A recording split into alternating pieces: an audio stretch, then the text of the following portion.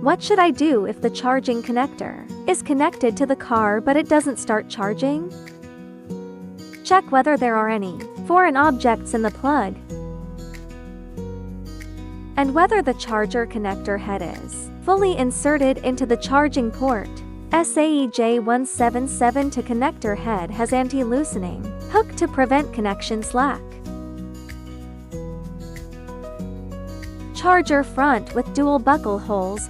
Works with vehicle lock to avoid direct removal during charging.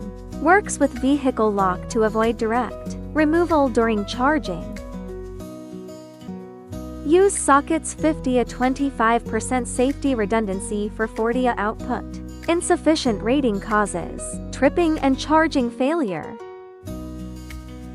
Open the app, locate the bound EV charger, then tap in order on the home page. Charging mode, scheduled charging. Select start and end times. Confirm to complete the setup.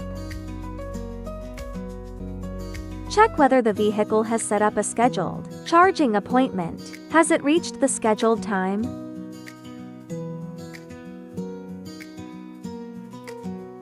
You need to cancel the current schedule or reset a new one before charging can start.